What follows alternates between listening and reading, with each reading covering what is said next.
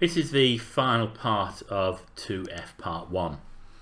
We've calculated the possible covers. So that is, if every single seat in every single sitting on every single evening was to be used, this is how many people could be served in each restaurant. We also know the actual number of covers for each restaurant, how many people actually use those seats. What we are asked to do is to calculate as a percentage to 0 decimal places the number of seats, or the percentage of covers that are actually used.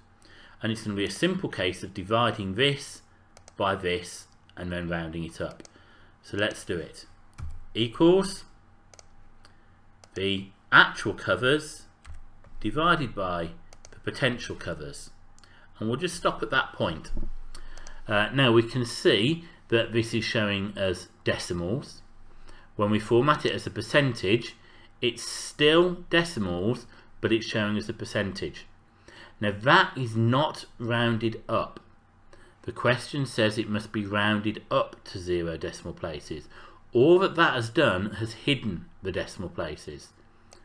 And before we carry on, just notice that 69%. Okay, if we were to go back, 69.29%, if we were to round that up, it should really be 70%. So let's put in our roundup. So equals roundup of the calculation to 2 decimal places. Remember that it's 0 point something something. And now let's see, look, that has now gone to 70% as it should be. I can now copy that down, copy it across, and have a look at what the question asks me to do, which is to print the usage worksheet for February. So that's what I'm going to do. I'm going to print that worksheet. There isn't a video tutorial for part 2 because it's all about annotation, so you just need to look at the similar but different task instructions and see what it says to do on there.